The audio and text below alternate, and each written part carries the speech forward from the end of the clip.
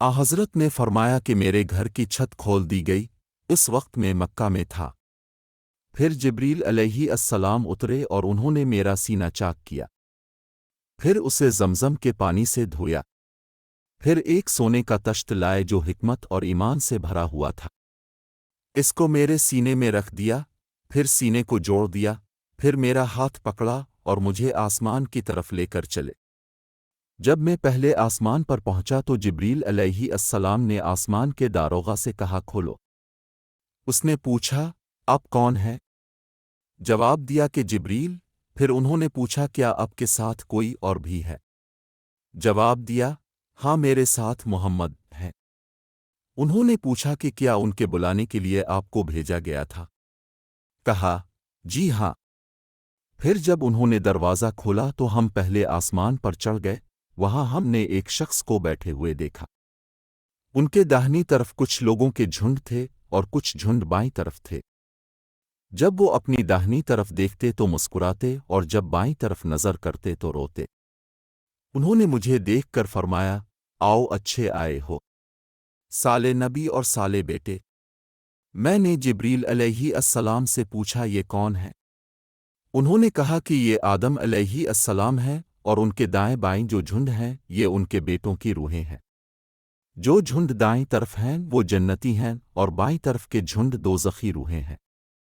اس لیے جب وہ اپنے دائیں طرف دیکھتے ہیں تو خوشی سے مسکراتے ہیں اور جب بائیں طرف دیکھتے ہیں تو رنج سے روتے ہیں۔ پھر جبریل مجھے لے کر دوسرے آسمان تک پہنچے اور اس کے داروغہ سے کہا کہ کھولو۔ اس آسمان کے داروغہ نے بھی پہلے داروغہ کی طرح پوچھا پھر کھول دیا۔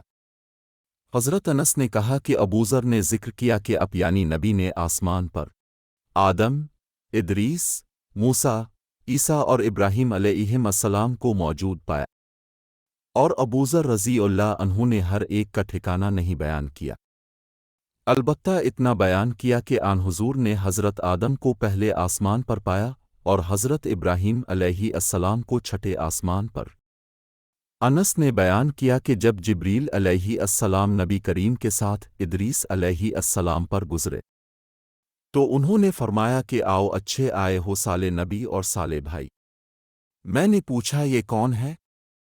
جواب دیا کہ یہ ادریس علیہ السلام ہے۔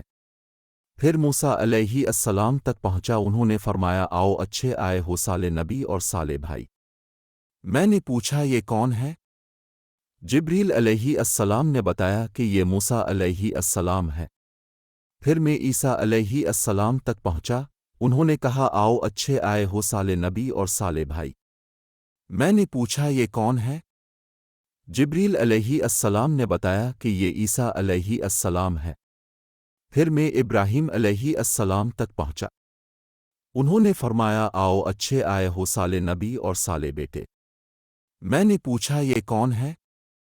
جبریل علیہ السلام نے بتایا کہ یہ حضرت ابراہیم علیہ السلام ہے۔ ابن شہاب نے کہا کہ مجھے ابو بکر بن حزم نے خبر دی کہ عبداللہ بن عباس اور ابو حب الانصاری رضی اللہ عنہم کہا کرتے تھے کہ نبی کریم نے فرمایا پھر مجھے جبریل علیہ السلام لے کر چڑھے، اب میں اس بلند مقام تک پہنچ گیا جہاں میں نے قلم کی آواز سنی جو لکھنے والے فرشتوں کی قلموں کی آواز تھی۔ یہ ابن حزم نے اپنے شیخ سے اور انس بن مالک نے ابوذر رضی اللہ عنہ سے نقل کیا کہ نبی کریم نے فرمایا پس اللہ تعالیٰ نے میری امت پر 50 وقت کی نمازیں فرض کیں۔